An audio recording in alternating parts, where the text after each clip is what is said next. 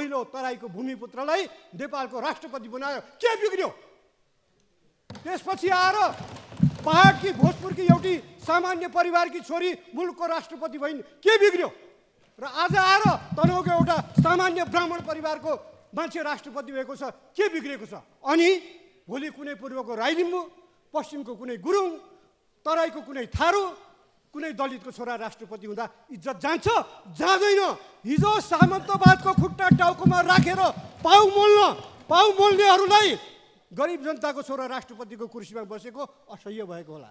सामन्तवादको ग्लानीले अरे यो बुढी बाख्रीको छोरा जस्तो तनहुँको बाहुनलाई के राष्ट्रपति मान्नु, त्यो भोजपुरकी विद्या भण्डारीलाई के राष्ट्रपति मान्नु, त्यो तराईको मधेसीलाई के राष्ट्रपति मान्नु भन्ने पीडा बोधले आज राजा चाहियो भनेको छौँ। राजा किन चाहियो? राजतन्त्रको इतिहास हेरौँ। आफ्नै वंशको बहादुर शाह जसले पृथ्वीनारायण शाह पछि नेपाल एकीकरणमा महत्त्वपूर्ण भूमिका खेले, नेपालको सिमाना बढाउन खोजे, तिनलाई अब इतिहासकारहरू फरक कुरा हुन्छन्। कोहीले तिनलाई तेल सर्केर जेलमा मारियो भन्छन्, काका भतिजा र देवर भाउजूको लडाइँमा, कोहीले चाहिँ आत्महत्या गर्न बाध्य बनाइयो भन्छन्। अनि रणबहादुर शाहको उपद्रवहरू, दरबारको द्वन्द्वले गर्दा, जेठी र कान्छी रानीको लडाइँले गर्दाखेरि भीमसेन थापा र दामोदर पाण्डे जस्ता देशभक्त भारदारहरू काटिए। त्यसपछि आएर हेरौँ राजेन्द्र विक्रम शाहको पालामा कसले कोतपर्व घटायो? जेठो युवराजलाई मारेर त्यसलाई हटाएर आफ्नो छोरालाई युवराज बनाउन कान्छी रानी राज्यलक्ष्मीले षड्यन्त्र गर्दाखेरि कोतपर्वको जन्मेको होइन, जहाँबाट 104 वर्षको राणा शासनको बीजारोपण भयो। त्यसपछि आएर हेर्नुहोस् त्रैलोक्य विक्रमलाई युवराज सधैँ कसले बिख खुवाएर मार्यो दरबारमा? के कुनै जनताले गरेको थियो षड्यन्त्र?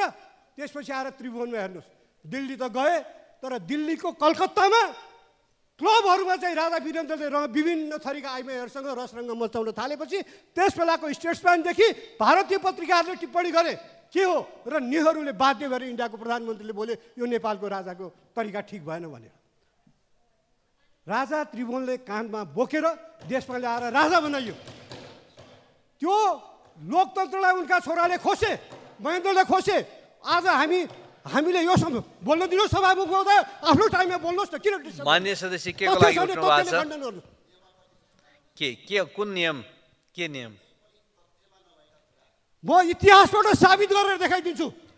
इतिहासका पुस्तक पढेर। मान्य सदस्य, मैले यहाँलाई समय दिएको छैन, त्यसैले आसन ग्रहण गरेर बसौँ र मान्य सदस्य अगाडि बढ्नुहोस्।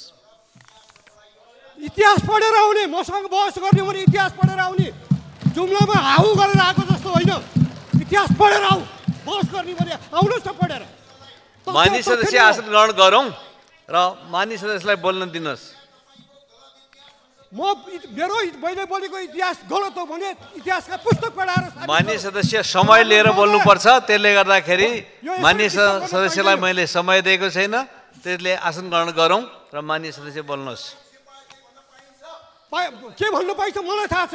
मान्य सदस्यहरू, यहाँ मैले बोल्न पाऊँ सभामुख महोदय? मेरो गएको समयको हिसाब होस्, यो डिस्टर्ब भएको समयको, यो मेरो समयको डिस्टर्ब। मान्य सदस्य आसन ग्रहण गरेर बसौँ।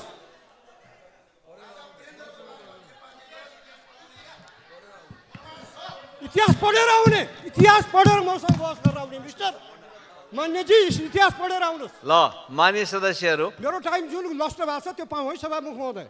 मान्य सदस्यहरू, म फेरि यहाँहरूलाई के सम्झाउन चाहन्छु भने मान्य सदस्यहरूले हाम्रो यहाँको प्रबन्ध व्यवस्था, खास गरिकन हाम्रो नियमावलीको आधारबाट हामी आफ्ना अभिव्यक्तिहरू दिन्छौँ। अभिव्यक्तिहरू दिँदाखेरि मान्य सदस्यहरूले राष्ट्रको अगाडि सार्वजनिक ढङ्गबाट, त्यसमा पनि हाम्रो खुला भएको संसदमा बोलिरहनु भएको छ। यसरी बोलिरहँदाखेरि तथ्य सत्यमा आधारित भएर, तर्कमा आधारित भएर व्यवस्थित ढङ्गबाट बोल्नुपर्छ भन्ने विषयमा मान्य सदस्यहरू आफै जानकार हुनुहुन्छ। जो मान्य सदस्यहरूले आफ्ना तर्क, आफ्ना भनाइ राखिरहनु भएको छ, यो राखिरहँदाखेरि कयौँ मान्य सदस्यहरूलाई त्यो बेठिक लाग्न सक्छ, झुटो लाग्न सक्छ, असत्य लाग्न सक्छ। त्यसमा मान्य सदस्यहरू असहमत हुन सक्नुहुन्छ।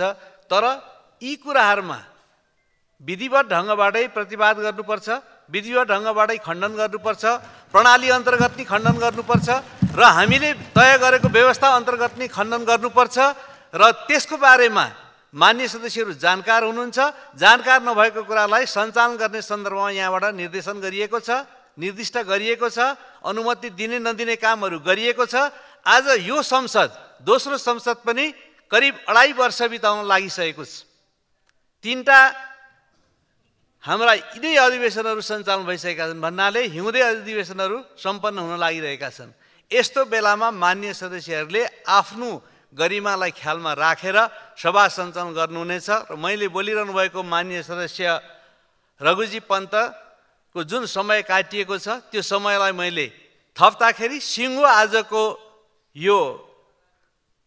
आजको दिनको कार्यसूचीमा समय प्रभावित हुन्छ भन्ने कुरालाई पनि ध्यानमा राख्दै म यो काटिएको समयलाई थप्न चाहन्छु। फेरिदेखि यस्तो वातावरण नबनाउनको लागि मान्य सदस्यले ध्यान पुर्याउनु हुनेछ। मान्य सदस्य रघुजी पन्त अगाडि बढ्नुहोस्। हस्, धन्यवाद सभामुख महोदय। मेरो काटिएको 10-12 मिनट छ, प्लस होस्।